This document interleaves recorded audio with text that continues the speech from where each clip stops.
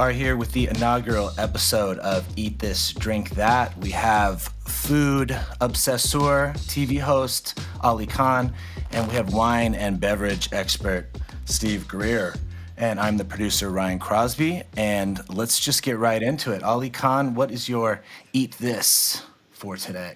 All right, so for me, this is like grabbing your favorite blanket, putting it over your feet that are on an ottoman, and you're about to just start Game of Thrones for the first time ever.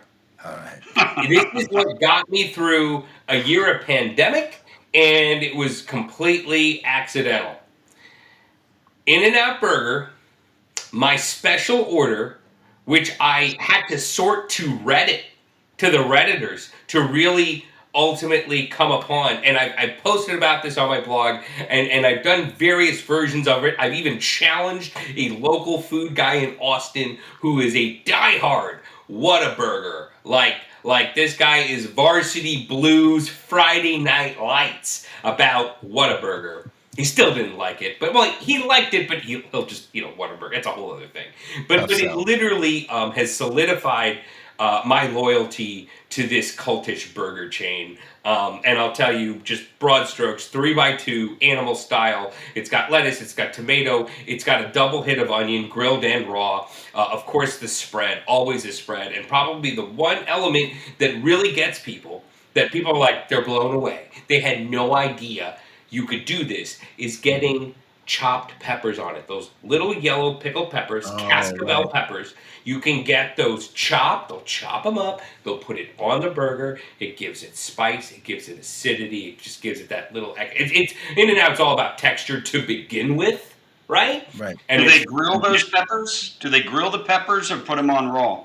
I believe they're just simply chopped and put on there. To be honest with you, it's a bit of a... it's an organized mess. You get raw and cooked onions? Both? Yes, and that I pulled that from Reddit.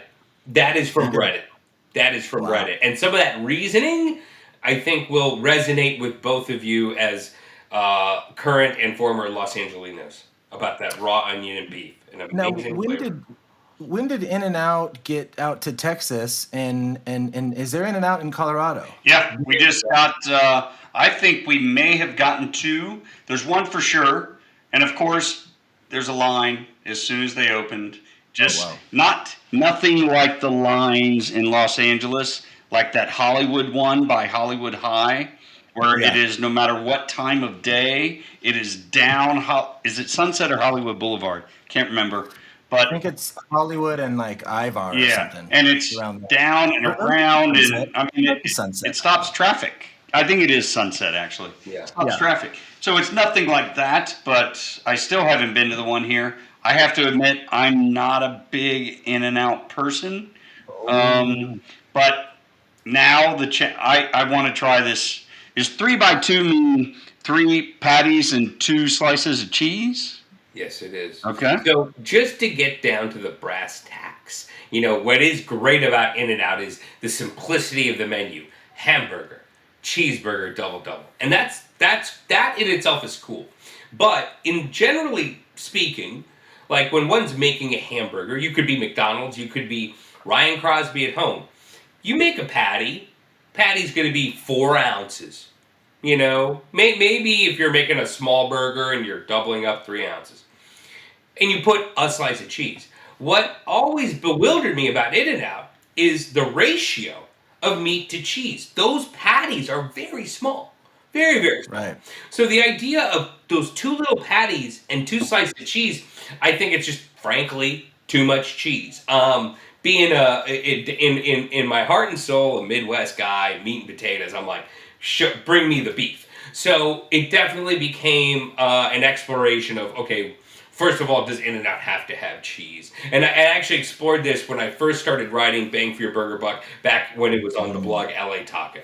And I went to In-N-Out and I went bananas. I was like, let me get this, let me get that. I got all these crazy ones. And I've eventually settled on the idea that In-N-Out does need to have cheese. The meat is just too dry on its own. The meat, it's not abhorrent, as is many fast food places, but at the same time, just because it's not wretched doesn't mean it's like can stand on its own. So it definitely needs cheese. And really, it was just like, okay, well, I just needed to find the right ratio amount. And I thought 3x2, I've gone 4 patty, and then it just gets a little too messy. It's a little too messy. Right. It's like taking a burger apart and eating it with a fork and knife. The bread just can't contain it. But at 3x2, just it's like the Hulk when he can talk. It's like, oh, okay, well, this is cool. You still have your strength, but you're not just nuts. See, a 4x is nuts. That's Hulk. So the thing with In-N-Out, besides the patties being dry, the edges are never crispy. We've talked about this. We're both from the Midwest. Yeah. Steak and Shake is what I grew up on. As did I. They're on the grill top. The edges are super crisp. Yeah. There was a new place that I don't think you've been able to try in LA. Ryan, maybe. I got to go there, I don't know, a handful of times before I moved to Denver. Burgers never say die. Mm. I haven't gone. So, and then I want to ask your opinion on Shake Shack after this. But Sure. Burgers Say Die is the Steak and Shake style. They're super thin. They're on the griddle top. They're super crisp, almost burnt, but great texture. You have to stand in line and wait, and they're worth the wait. There's nowhere to sit. You just go to your car and sit on the trunk or in the hatchback or whatever and eat. It's over by Silver Lake Wine. It's across the street from Silver Lake Wine. Yeah. You got to go, Ryan. I'll check it out once we really get opened up here. I've been indoors for a lot of it. Hey, Ali, did you ever try the classic In-N-Out order is the double-double? Did you try the double-double ever with one slice of cheese? You know what? I don't think I have. I will tell you, though. I just thought of that. I've never thought of doing that before until just now because the cheese is so thick. It's a lot. Yeah. So you get 2 patties with 1 slice of cheese. Yes. I'm thinking I might try that. Well, next time I'm going this week. I'm going to go down and go to the In-N-Out and try it. And I'm telling you, it being just kind of going for the hearty factor. The other thing too is this with In-N-Out. You have to love Thousand Island. I love Thousand Island. It's like my kryptonite. And on top of that, their spread, they call it the spread. Their Thousand Island is the best pink sauce in the burger chain game. I do want to say, to your point, Steve, though, In-N-Out is not a smashed burger. It is not a smashed burger. They're just thin patties. They're just thin patties. They're not a smashed burger. That's literally another level. I mean, I think it's fair to say it's kind of like getting al pastor in Mexico, and they just cut it at that diagonal. Yeah. It's a similar idea. Like, it's a texture level, and it becomes this element of precision, kind of like really good sushi rice. That burger, by the way, I've never had Burgers Never Say Die, but I've seen the smash burger movement take off in LA. A whole other level. I didn't know that's what it was called, smash burger. I just think of it as, a traditional, you made thin patties, you threw it on a griddle top, and you made a burger. It's how they smack it. They smack it. You know what I mean? Like, this guy, George Motes, who's on, he's a frequent guest on the Burger Show, and he does other stuff for First We Feast. He has a $200 smashula, is what it's called. And, it's like rad. I have a smasher too, and it's a whole, it's kind of hard, because I've smashed it, and sometimes the meat sticks on it, and I'm like, damn it. It's a thing. Are they the old rectangular things you put on a griddle top that you see at every diner everywhere? Some places use a bacon press. This thing is, mine's like super big and round. His has a handle, and it costs $200. It's $200? No way. Yeah, I just looked up. We have 2 in Colorado now, 2 In-N-Outs. One in Longmont and one in South Denver on Alameda. There's one that opened up, I think, in a place called Aurora. And apparently it's Aurora. It's not 4 hours. What's that? There's a 4-hour line when it first opened. Yeah. It was like 4 hours. That's something insane. Yeah, it's Aurora too.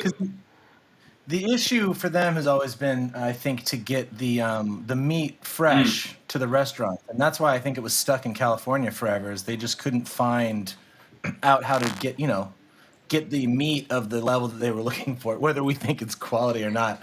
They couldn't get their quality. They wanted it to be fresh. They just didn't want to freeze it. I think it's quality food. I just think it's a style difference for me. I think it's very high quality. The French fries are excellent. I don't think so. More of a style preference. Yeah, I mean that's like the biggest thing ever. Everyone hates In-N-Out fries. Well, no, I order them extra crispy, and they're good. Like I wait. I honestly, anything you are gonna ever tell me about some exotic Chablis wine that Napoleon sipped on is now going to be completely tainted with the most controversial thing. Do you know how many times I don't even stand up for the fries, but I post about In-N-Out, and they're like, the fries suck. You suck for all time. I'm bringing that to you, buddy. Oh my God. Maybe my memory is way off. I can honestly count on one hand how many times I've eaten it In-N-Out. Yeah. Maybe it was a special occasion where these fries were pretty good. You were hungover. Oh, maybe that's it. You were hungover. Which I understand. I mean, that's part of it. I mean, I haven't eaten there enough to really say I should be an authority on the quality of In-N-Out. Okay. It's just not my style. I can honestly say less than 5 times I've been there. Yeah.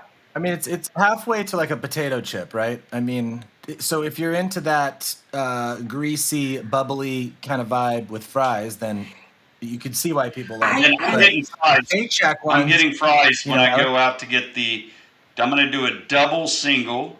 So 2 patties with 1 slice of cheese, raw and cooked onions with the peppers. Yes. And extra dressing, is that what you said? So if you do animal style, you will get grilled onions, you'll get spread, you'll get pickles, and then you're saying add fresh onions. Yeah, and then you'll get mustard smeared on the patty.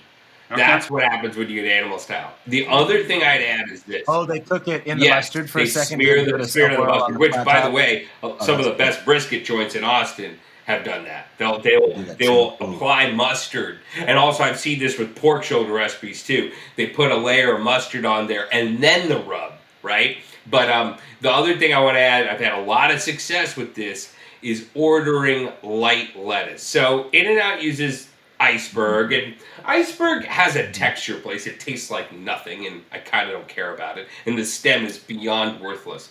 But I always order, because I'm getting such a, I'm getting a stack. I'm getting a mountain. So light lettuce is key. And just in my experience, sometimes they're like, I say light lettuce, tomato, and they go, oh, you want light tomato? I'm like, no. Tomato's fine. Light lettuce. But the double onion, huge. The chopped cascabel's huge. I've done it as a double, and it's, look, I mean, the 3x2, when I order this burger, I'm basically saying I don't need fries, I don't want a soda, I'll have the burger and a water. I'm just here for a very strategic, yeah. I did that for years where I would go for lunch and not get fries and not get a sugary drink and go ham on the sandwich. Full pack. Because I tried to get it with the iceberg lettuce, veggie style, whatever you call it. And I wanted the bread. So I'm just like, I'll bail on the fries. Easily. And smart move. No, I almost think too, especially in this world of fast food and stuff, it's like, did you really? I mean, it's fun to have a Coke, but you could really slash just by, for the crash alone. Forget the calories for a second. Just for the, what have I done to myself? You know what I mean? Like the full-on diabetic shock from eating fries, burgers, and my kid washes down with a milkshake, and I'm just like, yeah, no. So I'm going to switch up what I'm talking about today I'm going to go to beer instead. I had a completely different topic, but since we're talking about burgers, to talk In-N-Out is to immediately draw the line in the sand, because people are, avid fans and fanatics, or they don't like it at all. And I don't want to really promote, they don't serve beer at In-N-Out, so I'm not going to talk about beer and the idea that you should have a 6-pack in your car and sit and drink and eat burgers and then drive. But that wouldn't be a good Living in look for a lot Colorado. of people in the parking lot. But let's talk beer. Okay. Only because beer and burger, the idea of a Coke and a burger, I always thought was, except for when I was a child, was gross. All that sugar and grease, Yeah. I didn't like it. But Yeah. beer and burgers, that's a perfect barbecue, backyard, everything. It is a perfect pairing. So I looked up that beer place that you told me about. Who's sending you beer? Tavor? Yeah. So they are basically a beer of the month club. They're like a beer club, and they just represent. So if your beers don't have distribution across the United States, you can go to them and they can promote your beer. I don't know how many breweries they represent, but I did see a new number that just came out maybe this week that we're almost up to 9,000 breweries in the United States. So let's see. I saved it because 8,764 craft breweries in the U.S. I mean, like, do you know? And maybe I'm putting you on the spot, but for perspective's sake, like, what was it? I don't know, 10 years ago, 20 years ago, whatever. Because I know we've all kind of collectively said, remember, 20 years ago, craft beer was called microbrew, and nobody cared. Except for the one dude with the Dungeons and Dragons goatee. You know what I mean? That was it. That was just that dude. Well, 20 years ago, it was Stone, Allagash, and Omegon. And maybe. So like less than 50? Yeah. Pre-Prohibition, I think the height. So that was always looked at the dividing line of when every hometown had 10 breweries to when none of them had anything and commercial breweries took over. The pre-Prohibition was that line in the sand. I think at the height was close to 5,000 breweries, but that was even before Prohibition. I want to say that was at the turn of the century. And then commercial breweries started taking over. And then, of course, after Prohibition, commercial breweries were the only thing that were left. So I'm going to say that's very interesting. I never thought of that. We're at an all-time high of craft breweries. And on that article, and I'll send this article to you, Ryan, so we can post it on Twitter or something. But it's through VinePro, and they show a map. So in California, I want to say they were close to 1,000 breweries. Colorado, this is the home of the Great American Beer Festival. They were at like almost 500 breweries. There's only 5 million people. That's a lot. Yeah, if you think about the population. That's impressive. Ohio had a lot. I can't remember all the states. I'm guessing Oregon probably had a lot too. But Montana and Maine were the number one and number two craft breweries per capita. So they had a bunch of breweries for less people. So they were number one and number two. Mississippi was the weird one. So they only had 13 for the whole state. And I'm guessing it's probably something to do with laws. Rhode Island. Mississippi tends to just, be on the bottom of lists. Yeah, maybe they just don't drink a lot in Mississippi. I don't know. I don't know what's going on there. I mean, Oxford, I hear great things. At one point, we thought about doing a cheap eats. They mentioned Jackson at one point. But yeah, Mississippi, that doesn't surprise me. Right. It doesn't surprise me there, about Mississippi there. Yeah, but it's still, everybody keeps claiming that the end of the craft brewery renaissance is going to be over soon, but I think 300 and something closed during the pandemic, but 700, over 700 opened. So it's not stopping. I mean, especially, so in Colorado, I've noticed, in Denver, there is a culture to where it's almost like a coffee shop. People just go and hang out and go see each other at breweries, have a drink. Terrapin is close to me. I think it's Terrapin. I still, because of the pandemic, I haven't been out to that many breweries, so I can't wait to be a part of it. But when I was here in 2019, let me find the name of this brewery. But for, what's your favorite styles for eating burgers? I'm curious. I don't know. I mean, it's there are certain things like I guess wine is the ultimate. Like I'm literally like sipping this and then biting into that, and Mm-hmm. then Right. because I kind of shifted into like this hoppy and corn mash bourbon IPA kind of stage of life. Basically, it was like let me slug some of this and then chomp some of that. Do you know what I mean? Like I was just like, I kind of like drank something to work up an appetite, and then my brain was like, I must eat this now. And so it's it's kind of weird, I guess.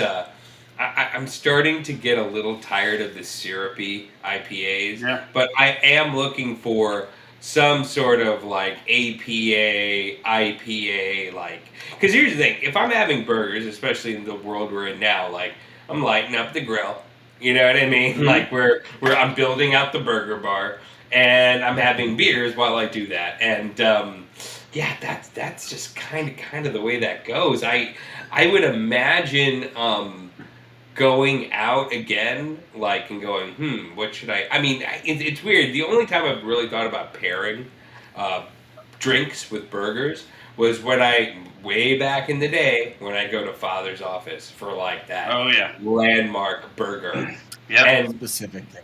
right. Gastropub. Yeah, the Gastropub. gastropub, like the first gastropub I think I ever went to. And the irony was, the best pairing I ever had, and they had a great beer selection back Yeah, they in did. 2002. I mean, Yeah. Racer 5 IPA, all this other stuff. But like, I remember the best beverage pairing I've ever had with that burger, that double cheese, that blue Maytag Blue and Oh Gruyere, yeah. was a glass of red wine. Really? I would get whatever red wine that Mm. wasn't like $16. And I was like, and it was Right. Right. fantastic with that kind of burger. Right. I mean, most of the time I'm Yeah, drinking beer. and it almost doesn't need to.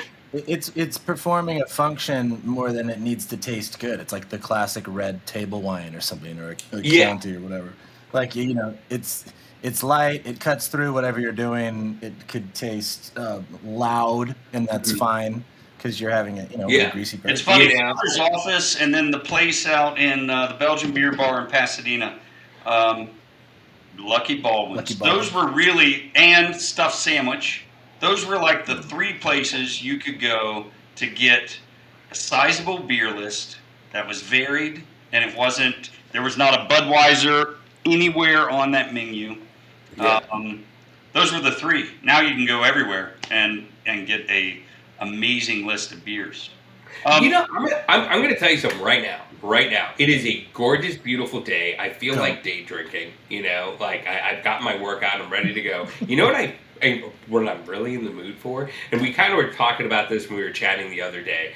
I want like just a very mild mannered, the Clark Kent lager. You know what I mean? Like the super stone cold long neck Bud bottle, and I want to make burgers and dress them up like quarter pounders with cheese, Yes. ketchup, pickle, onion, American cheese, Basic. like good meat, Basic.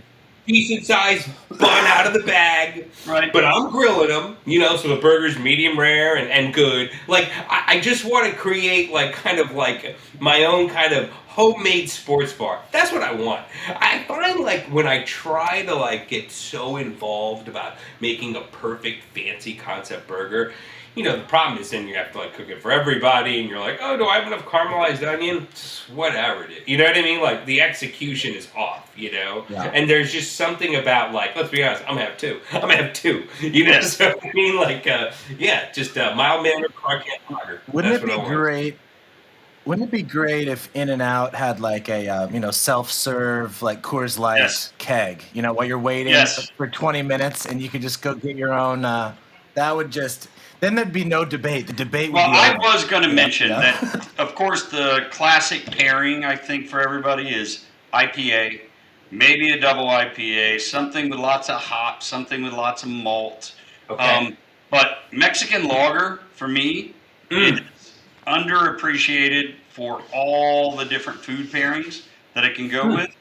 And burgers and a Mexican lager is fantastic. It depends on the burger. If you're making a big, giant, thick, greasy patty, maybe not. I think a Belgian beer or a saison or even a sour would be really good. Something with some acidic backbone to it. Um, but a Mexican lager for a what you call a smash burger is perfect. Yeah. And Yeah. they're lighter in alcohol. It's a session beer. I started drinking. I was tired of the arms race of the IPAs. How much hops you can put into a beer, Yeah. all the different varieties of hops, how much malt that you had to put into the beer to balance out the hops. So I started drinking more Mexican lager. I love them, and they're perfect for barbecue. You know what? I have an idea. To really kind of, I feel like cap this is like, ooh, what are we gonna do? Let's take an opportunity to like have a pairing, a food and bev pairing, and eat this, drink that, a homework assignment, if you will. And you have Okay. to drink a Mexican lager and come up with the burger pairing of your choice. Take a picture of it. We'll post it on social, and we'll have people vote to see which is the best. So again, it's I mean, maybe it's just a burger and beer pairing. But like I said, I was like, maybe not a Budweiser, but yeah, some sort of like lager, Mexican Pacifico, Yeah. and just a burger. Nothing crazy. You know what I mean? Just I don't know. There's something about homemade where I realize, it's kind of like maybe I guess for myself, like say a Neapolitan pizza. Yeah. I don't know if I want to. Do I have the oven? Is my oven going to get up to 900 degrees? Absolutely not. Am I going to buy the pizza oven? No. I will happily go and spend the $22 for tomato and basil margarita pizza because I can't make that at home. You know what I can't make at home? Like Easy Burger and have like 2-3 of them. And it's easy. That and I just have to find the right beverage. I think that's the thing I was missing. You know what I mean? So that's what I'm good Okay. at. Well, then also try a. Let's think. Well, you could go stout, but actually, let's do a. It sounds like you need it with one of those burgers where they put Yeah, the knife do through it. You know what I mean? a goes. Yeah, that is so obnoxious. Do a lambic. Get one lambic, not a fruity lambic, not Here with we go. sugar. Here we go. Like- One episode in, and oh god. You know what? Get a I'm gonna lambic. do it. I'm gonna record it too. Honest truth. I knew it. It just didn't take long, did it? I said I want to go and have a Pacifico and like a cheeseburger with maybe Big Mac sauce. Yeah. And now he's like, you went and got weird. No, It was like 5 seconds. But try both. And I promise I'm going to go to In-N-Out this week. And I'm going to do the 222 or the 111. Yeah, get mine. Go on my blog. It's all written down there. Okay. I will text you the link. That's fine. You do that, and I will do your... Yeah, lambic. What can I better buy a single bottle, because I am not getting that one. Bottle. You can get a It's 375. going to sit in the back of my fridge. You can get a 375 and pick up a craft beer, Mexican lager, or a Pacifico. I will get the In-N-Out. I'll bring it home. I don't live that far from Aurora. And I'll do the pairing too, and we're going to vote. The one thing I will tell you, and just obviously abide by laws and safety first, but you really, really do have to eat the In-N-Out burger ASAP. Like, you need to just eat that. Like, Maybe I'll just chug a Mexican lager in the parking lot and eat. You can. I didn't hear that earmuffs. I'm trying to figure out whether to do Ali's In-N-Out burger or whether I should try and go out to Go to Never Say Die. The smash burger. Go. I would do burgers I every might try and get out there. it's just a lot. Here's the thing: In-N-Out is great, I'm gonna try and get out but there. you also have to. If you don't like, it's like ultimately realizing you kind of want to get the bread, like the sandwich. Unless you've got a whole other agenda program of diet and gluten-free whatever, you kind of need to have the bread, and you kind of have to get the toppings. What's brilliant about a place like Burgers Never Say Die is meat, cheese, bun. maybe a little ketchup. Like it's so painfully simple. It's the difference between a sushi roll and Toro. And you know what? Right. It's not like you're never not going to get a sushi roll. You are not going to be you'd have to be like psychotic to only eat nigiri. You'd have to be a psychopath. You know what I mean? Normal people get rolls. It's okay. You know what I mean? But And Ryan, you grew up in Southern California. I'm sure you've probably had In-N-Out, 1,000+ times. So go to Never Say Yes, Die. and It's amazing. without naming any names, I had a girlfriend that worked there for years, and so it was I probably have eaten there too many times. Yeah, that'll do it to you too. Yeah, You're like, oh hey babe, like come meet me at work at the end of my shift, and then it's just like a full bag of fries, no, it's and bad.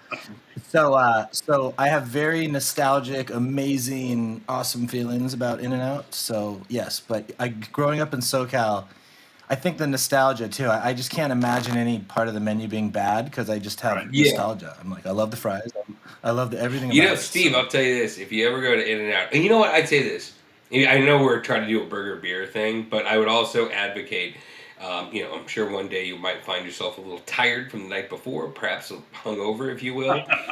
Definitely get that burger, but if you want to really level it up, get animal fries. Animal fries are. I mean, basically, it's just like it's just like saying fuck it. You know what I mean? It's just like That's with the dressing, the Thousand Island dressing on top with onions. oh, and the grilled onions and the cheese. I mean, it's category. All right, I'm getting it this week. I'm doing the 3x2. I'll do a small regular fry, extra crispy, just to see if my memory is wrong. Go ahead with your They theory. can suck, but I'm going to be honest about them. Eat 'em And then I'll fast. do an animal Eat 'em fry, fast. and then I'll have a lambic, a Mexican lager, and you know what? I might even buy a Coors Light. I live in Colorado.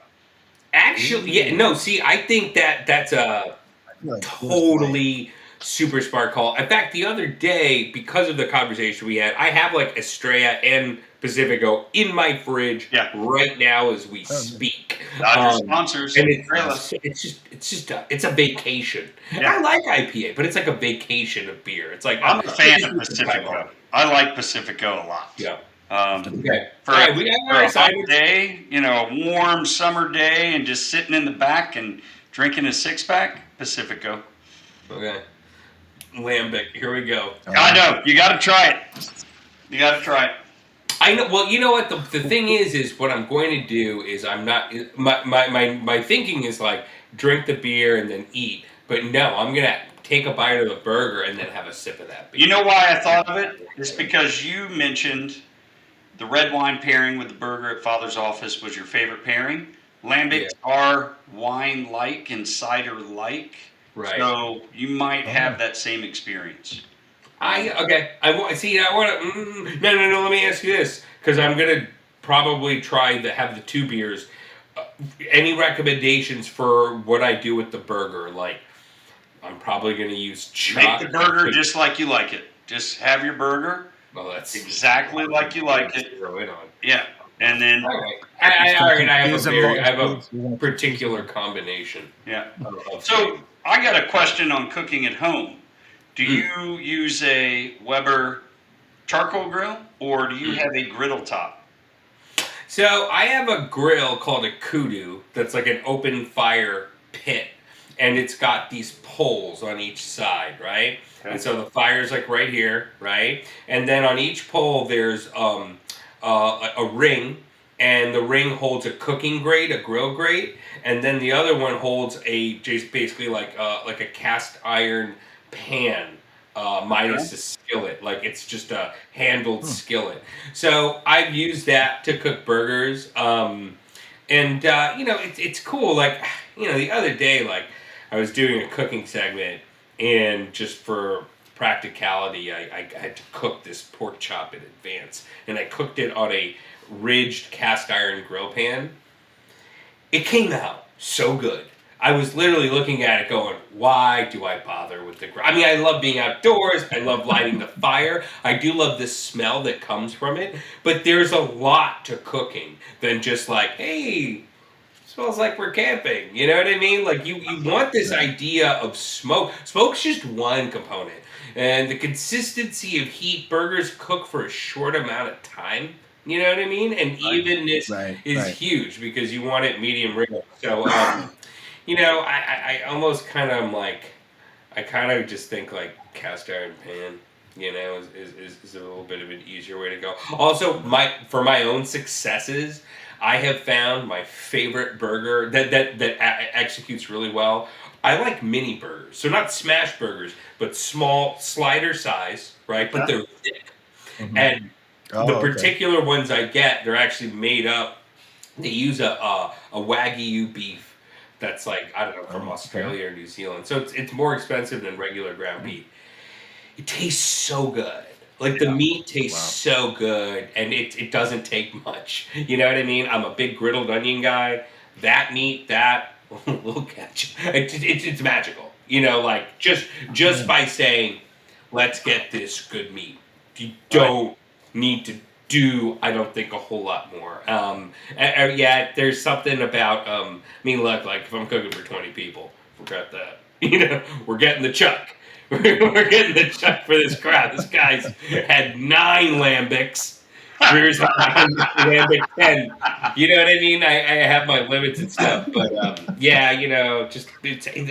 burgers are actually tricky to cook. It's simple, but like, if I'm cooking everyone's, I have to. All right, is everyone evenly cooked? Is everyone getting the toppings? Are they all set up right? And then it's like, it's like you got to eat it right away. You know what I mean? It's not like, oh yeah, let it rest for 40 minutes. No. It's not a turkey. That's how I cook all my steaks. I don't even bother with a grill anymore. I use cast iron pan. I keep it in the oven for an hour while the vegetables are roasting, and then pull it out, and it's like 10 minutes, and the steak is done. Yeah, so I haven't done that with a burger. I'll try that. Yeah, I think it's just like out of simplicity's sake. I mean, like if you've got the fire going, it's really cool. I mean, most people will tell you too, like build a fire and then have some sort of cast iron pan on there. I mean, one of the biggest problems is that when you're cooking on a grill grate, all the fat is dripping down. I mean, I'll also flip the script. I've used a Traeger. I have a pellet grill. And that cooks burgers really evenly, even though it doesn't have a direct flame, so you don't really get a sear. But there is something about even cooking for me. I love medium rare, and it's hard. I've been so many places. It's hard to do. And you can drop like, here's the $15, and I get the burger. I'm like, there's brie cheese on it. It's still not medium rare. What the hell? Like it's not. It is elusive sometimes. It's very difficult. I'm medium rare too, closer to the rare, but medium rare. I've had a burger. I've been in Colorado 3 months. I've gone to 4 places, 5 places to order a burger. I've ordered medium rare every time, and I've never gotten anything below medium. Yeah, it's a pain. It's difficult. Yeah. And maybe most people don't eat burgers medium rare. Maybe medium. They're scared. They're also scared because who knows that the problem is like, where's this meat coming from? I mean, even if you did chuck, what I haven't done it in a while, but a game changer is if you grind the meat yourself. If you do that, your burger is insanely good because the texture is beyond, and you can just chop up steak and stuff like that. The problem is cleaning up your food processor. I had these ribeye steaks that had kind of grayed over. I had got them from Whole Foods, so there was no spritz or spray or whatever, and I was all mad, like, oh, my steaks are brown. I threw them in the freezer. I was all pissed. And one day I was like, I should do something with these. I put them out of the freezer, defrosted to see how they look, cut them down the middle. Totally fine in the middle. The meat had just oxidized. So I was like, I got this. Let me chuck it in my food processor. I cooked those suckers in a cast iron. It was insanely good. The thing that sucked was cleaning the motor later. So this is interesting too, because I've got my assignment, lambic, lager, right? And then a burger. But here's a question: is will it matter if I do like a thick burger cooked to temperature for one of these drinks versus like, say, a smash burger? No. Go ahead and make your burger the way you like it. Okay. Yeah, and then pair to that.